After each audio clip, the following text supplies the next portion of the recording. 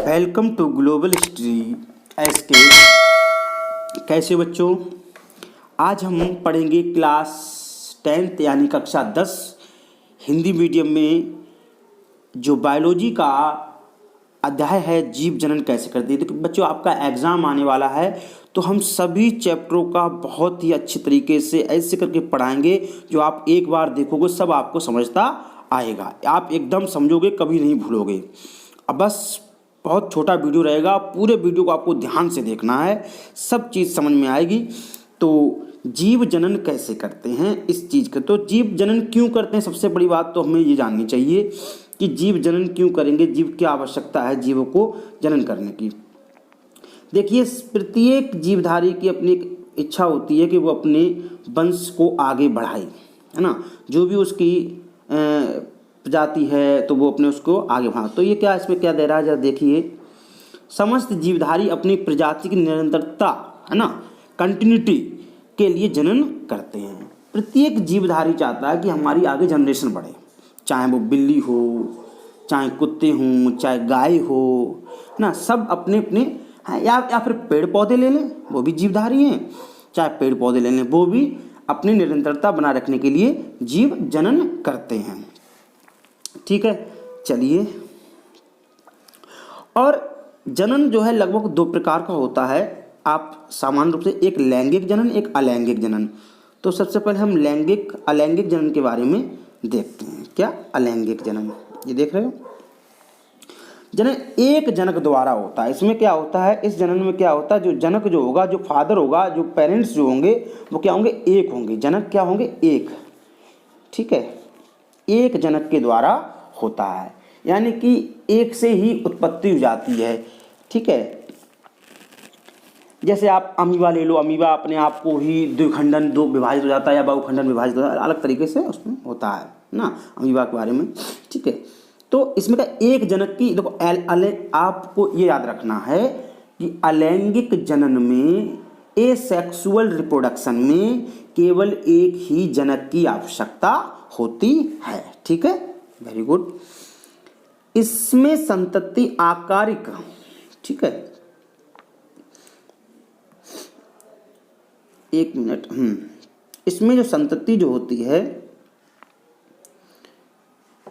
वो क्या होगा, आकारिक, मतलब देखने में, आनुवांशिक लक्षणों में जनक के समान होती है। जनक जैसा होता वैसे ही बिल्कुल होती है।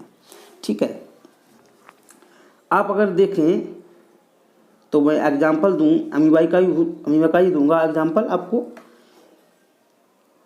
थोड़ा सा स्लाइड हो गई, अब देखिए इसको। आप क्या होता है, अमीबा जो होता है वो ऐसे होता है। अब अमीबा कोई वो नहीं होता है। अब ये क्या करता है, अपने आप को दो भागों में डिवाइड कर लेता है और क्या करता है, अपने आप को बीच से धीरे धीरे तोड़ता है अपने आप को, और दो कोई बात नहीं, ये रहा आपका अमीबा। ठीक है, और ये क्या करेगा, दो भागों में डिवाइड होगा। पहले ये अपने आप को ही यहाँ से तोड़ने की कोशिश करेगा, ठीक है, अपने आप को।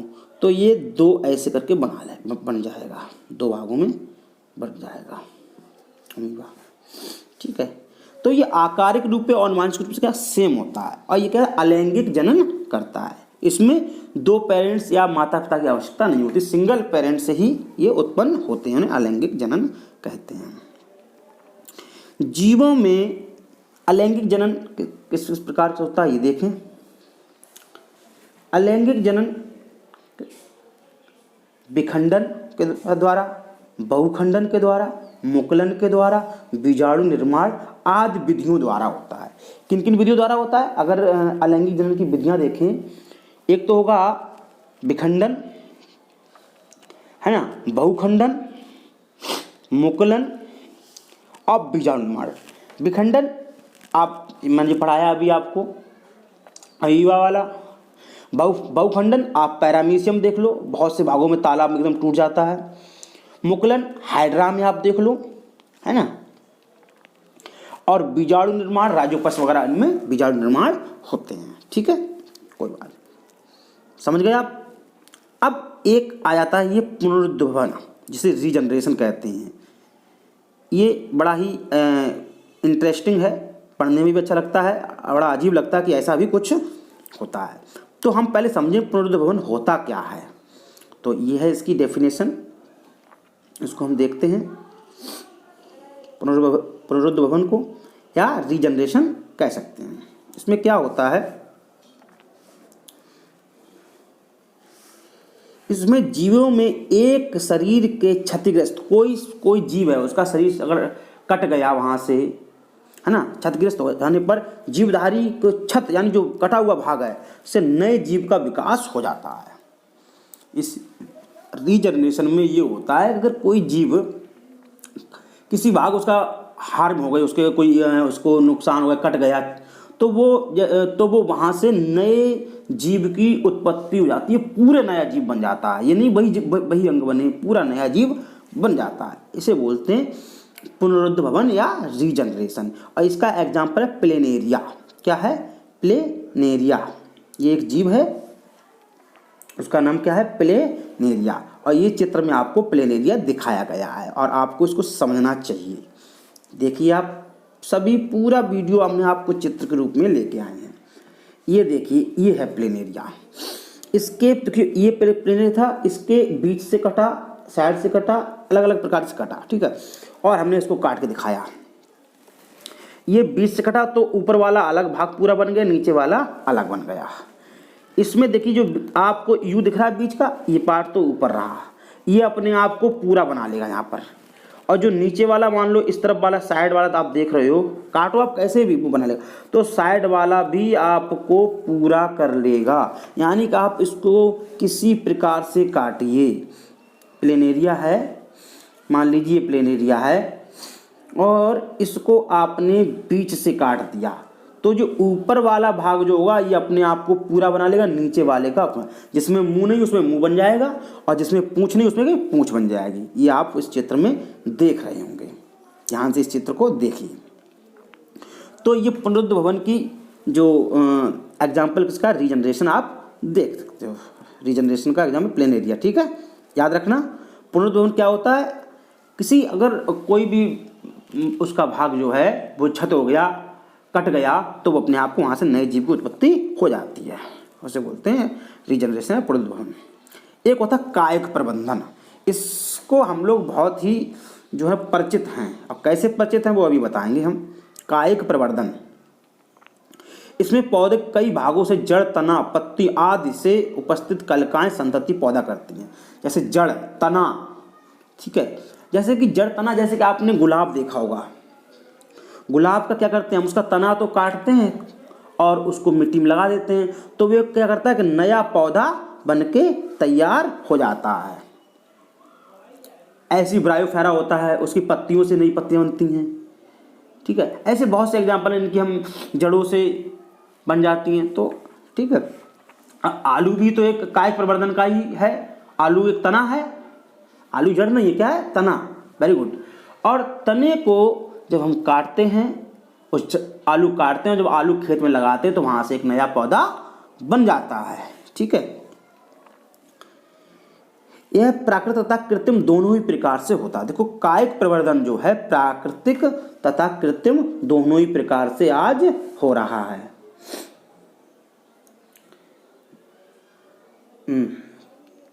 ठीक है, कायिक प्रवर्धन जो है प्राकृतिक तथा कृत्रिम, प्राकृतिक तथा कृत्रिम दोनों ही प्रकार से हो रहा है। इतना समझे आप? Very good. अब हम बात करें, देखो अभी तक हमने जो बात की अलैंगिक जनन, जिसमें एक ही माता पिता के युग्मों की आवश्यकता थी, यानी एक ही माता पिता की आवश्यकता पड़ती थी, एक ही जनक की आवश्यकता पड़ती थी। अब इसमें दो जनक होंगे, माता और पिता, दो जनक होंगे, ठीक है। चलो इसको देखते हैं। लैंगिक जनन,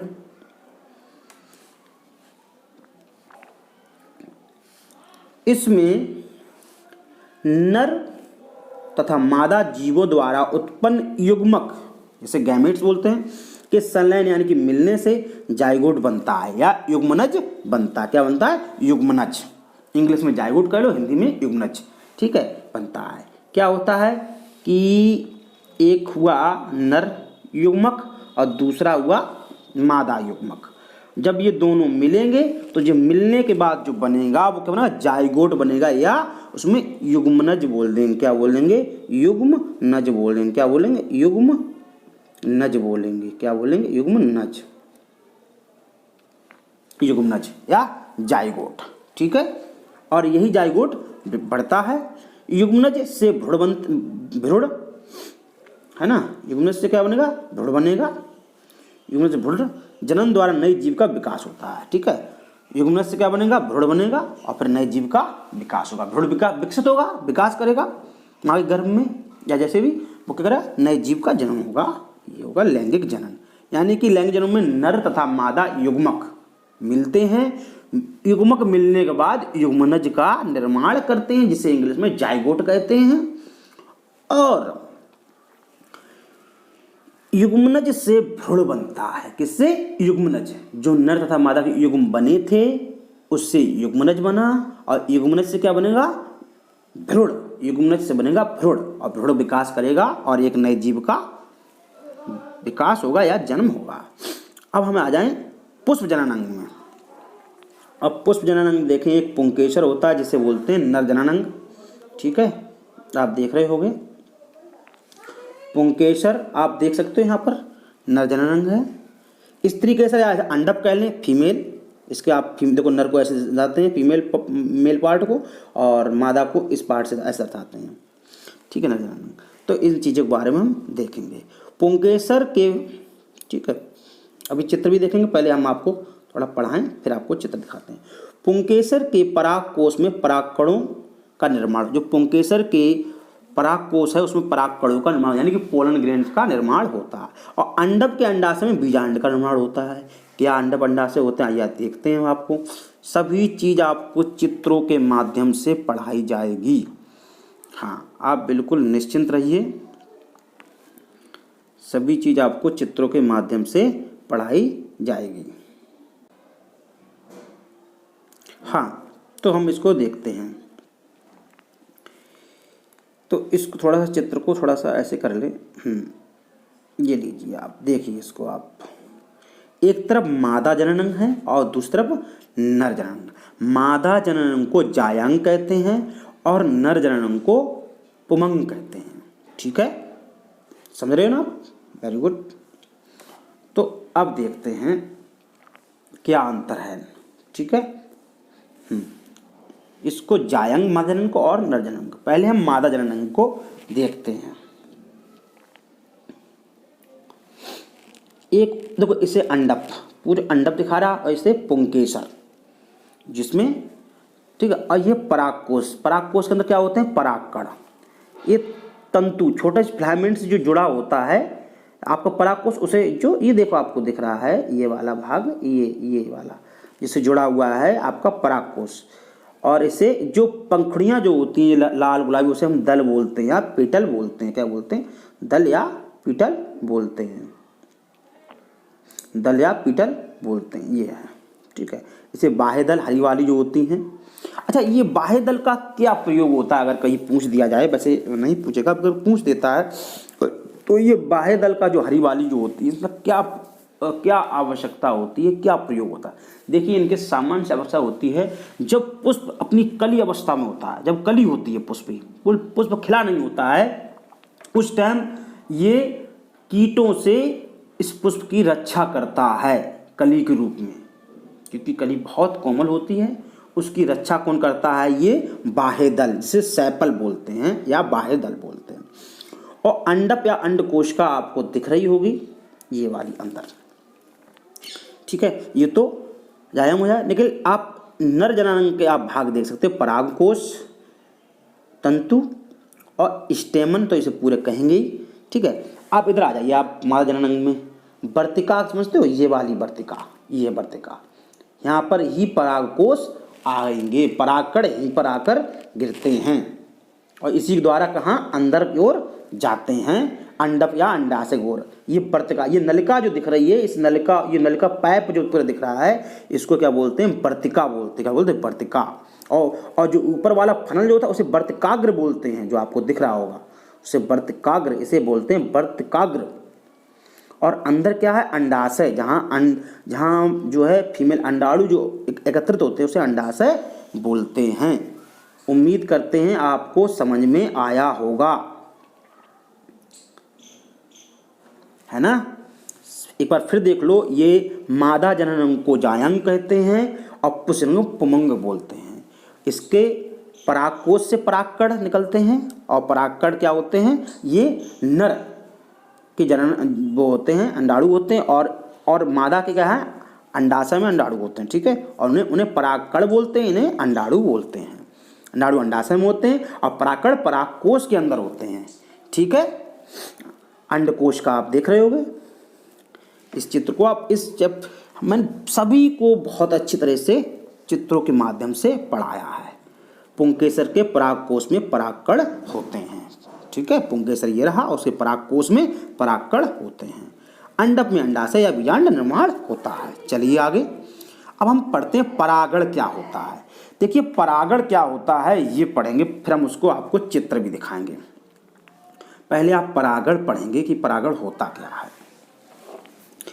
परागण क्या होता है आप ये देखिए। आप परागण एक ऐसी क्रिया है, पुष्प के पुंकेसर से पराग कणों की वर्त या वर्तिकाग्र, सॉरी वर्त नहीं, यानी वर्तिकाग्र होना चाहिए, वर्तिकाग्र, वर्तिकाग्र, वर्तिकाग्र, अरे भाई वर्तिकाग्र है ना, वर्तिकाग्र तक पहुंचने की क्रिया परागण कहलाती है। वर्तिकाग्र तक जो क्रिया जो हो रही है किसकी, परागकणों का, है ना। पुष्प के पुंकेसर, पुंकेसर क्या है, नर अंग है, और वर्तिकाग्र क्या है, मादा अंग है। और क्या पहुंचा रहे हैं, परागकण, कहाँ से, पुंकेसर से कहाँ तक, वर्तिकाग्र तक। और ये पुंकेसर से वर्तिकाग्र तक परागकण की जो पहुंचने की क्रिया है उसे क्या बोलते हैं, उसको ही हम बोलते हैं परागण।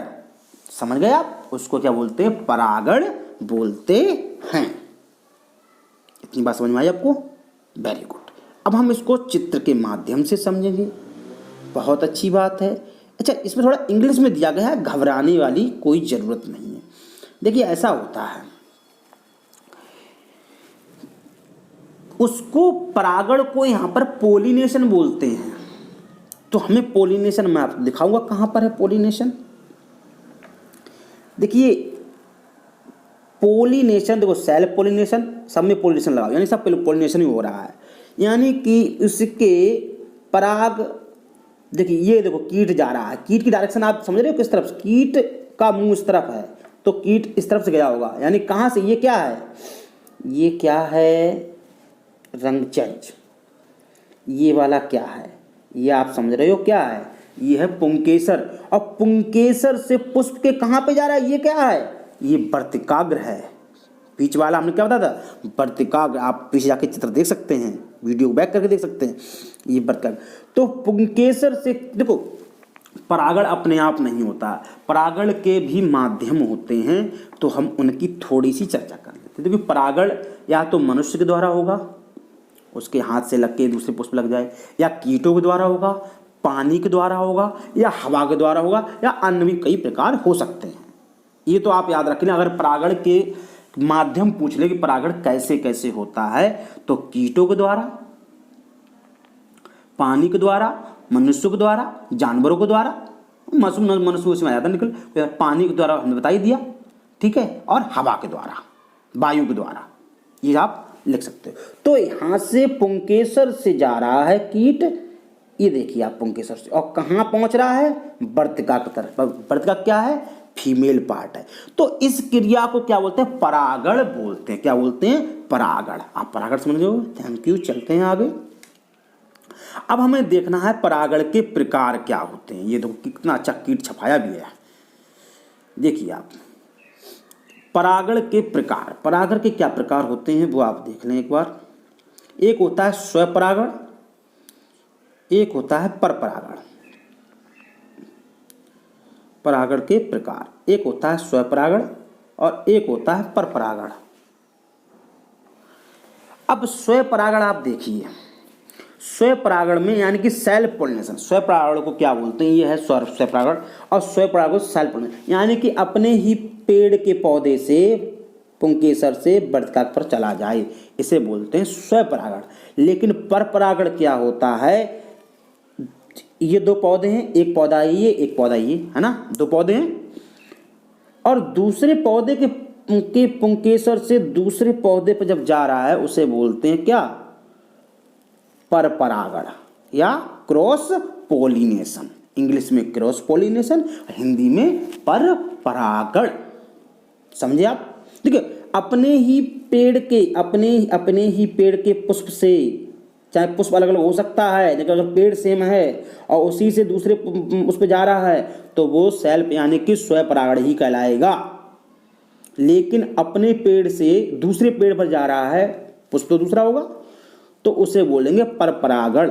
अब देखिए ये एक ही पुष्प हो रहा है, इसी पुष्प गया और इसी पुष्प चला गया, तो ये भी सेल्फ पोलिनेशन है। ये दो पुष्प हैं लेकिन पुष्प दोनों एक ही पेड़ के हैं, तो ये भी सेल्फ पोलिनेशन होगा, ये भी स्वपरागण होगा।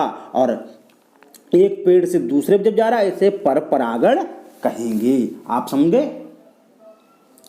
गए? आप लिख लोगे एग्जाम में खूब अच्छी तरह। मुझे उम्मीद है आप बहुत अच्छी तरह समझ रहे होंगे और आपको पूरा क्लियर आ रहा होगा। वीडियो को कमेंट्स जरूर कर दें, हम आपके कमेंट जरूर पढ़ेंगे। अच्छा लगा हो वीडियो तो अब हम देखते हैं आपको मानव के जननांग हम देखेंगे, ठीक है, मानव, और उसमें हम नर जननांग के बारे में देखेंगे। तो हमने चित्र के माध्यम से आपको पढ़ाया नर जननांग के बारे में। मानव जननांग में नर जननांग देखेंगे हम, वो मानव जननांग में नर जननांग के बारे में देखेंगे। ये शुक्राशय है,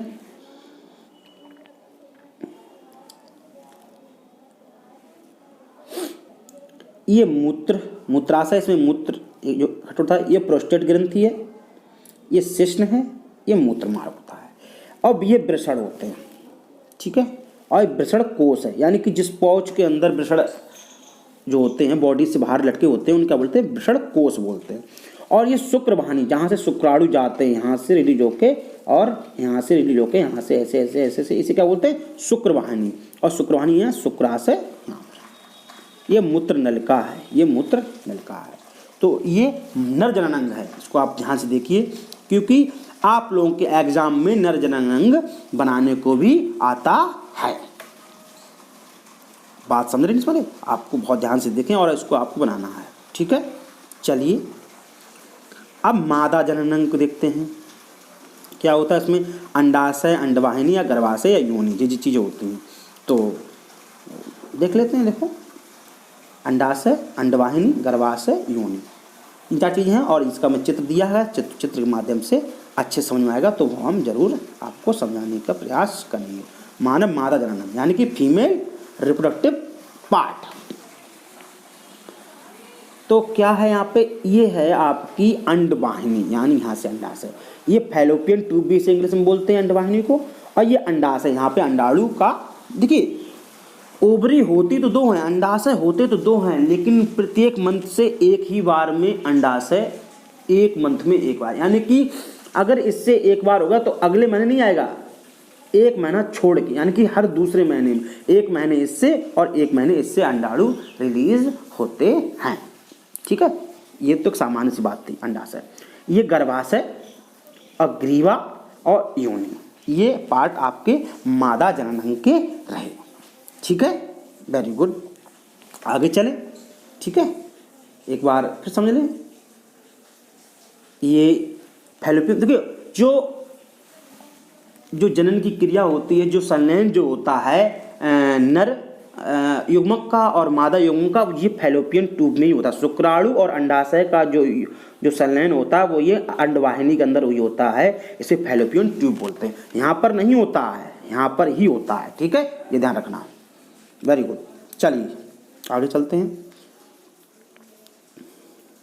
यौन संचारित रोग, STD, है ना, सेक्सुअल ट्रांसमिट डिसीज, इनके बारे में देख लें। देखो पूरे चैप्टर को हमने आपको पढ़ाने की कोशिश की, पूरे चैप्टर को इसमें। हाँ, STD सेक्सुअल ट्रांसमिटेड डिसीज, यौन संचारित रोग, एड्स के बारे में हम लोग सब परिचित हैं, है ना। ये भी एक सेक्सुअल ट्रांसमिट डिसीज है, हालांकि सेक्सुअल से ही नहीं फैलती और भी अन्य कारण निकल लीजिए सेक्सुअल ट्रांसमिट डिसीज में आती है, इसलिए हमको पढ़ाना जरूरी है। 1 दिसंबर को हम क्या मनाते हैं, एड्स दिवस मनाते हैं 1 दिसंबर को, है ना, 1 दिसंबर को मनाते हैं, ठीक है। तो ये एड्स हो गया, और ये किससे फैलता है, HIV, इसका ये वायरस है, ठीक है। और एड्स की फुल फॉर्म क्या है, एक्वायर्ड इम्यूनो डिफिशिएंसी सिंड्रोम, ये है एड्स की फुल फॉर्म, ठीक है। और सिफिलिस एक बीमारी, क्या सिफिलिस, ये भी यौन संबंधी बीमारी है। एक सुजाक, ये भी यौन संबंधी बीमारी है। ऐसे इन 3-4 आप बीमारी को याद रखें। आपको अगर STD यौन संचारित रोग पूछे जाएं तो आप आराम से लिख के आएँ और आपके बहुत अच्छे नंबर आएंगे, ठीक है। गर्भ निरोधक विधियाँ, तो इसमें क्या है, गर्भ निरोधक विधियाँ में कॉपर्टी जो फीमेल जो योनि में इंसर्ट की जाती है, ठीक है। रासायनिक विधियाँ, ठीक है, रासायनिक विधियाँ में ऐसी बहुत सी अनवांटेड 722 वगैरह ऐसी बहुत सी विधियाँ हैं, जैसे दवाई चल रही हैं तो वो दवाइयों के रूप में रासायनिक विधियाँ देते हैं, ठीक है। एक रोधक विधियाँ, तो इन रोधक विधियों में क्या आता है, जैसे कि फीमेल कॉन्डम और या नर कॉन्डम, ये ऐसी बहुत सी चीज़ चलती हैं जिनको आप लिख सकते हैं, इनका उपयोग होता है। तो ये क्या है, एक कॉपर्टी, रासायनिक विधियाँ और रोधक विधियाँ। तो गर्भ निरोधक विधियाँ भी, तो गर्भ निरोधक विधियाँ की बहुत कम आवश्यकता पड़ती है, ठीक है। जनसंख्या वैसे भी बहुत ज़्यादा है, और जितना छोटा परिवार होगा उतना सुखी परिवार। कैसे कि हम उनके अच्छा शिक्षा पे खर्च कर पाएंगे, उनकी परवरिश पे अच्छा खर्च करेंगे। बड़ा परिवार में शिक्षा में बड़ी दिक्कत होती है और सभी सामान्य परिवार से होते हैं, और ये एक जागरूकता भी होनी चाहिए। इसमें ज़रूरी नहीं है आप पास पैसा बहुत है तो जो है आप ये चीज़ ना अपनाएं, एक जागरूकता के लिए होनी चाहिए। बाकी बहुत अच्छा है, आप लोग इसको, उम्मीद है कि आपको ये चैप्टर बहुत अच्छे से समझ में आया होगा। हमने किसी चीज़ को इस चैप्टर में नहीं छोड़ा। अगर आपको लगता है तो आप कमेंट बॉक्स में कमेंट करेंगे, हम उसको पढ़ेंगे, और जो नेक्स्ट चैप्टर हम लेके आएंगे ऐसा ही बिल्कुल लेके आएंगे। वीडियो बिल्कुल चित्रों के माध्यम से आपको समझाने का प्रयास करेंगे। आप वीडियो अच्छा लगा हो तो लाइक एंड सब्सक्राइब करें। थैंक्स। आपको ग्लोबल स्टडी SK से जुड़े रहिएगा और अपने ज़्यादा दोस्तों को शेयर करिए ताकि वो भी इसका लाभ उठा सकें। थैंक यू बच्चों, bye, thanks for watching video.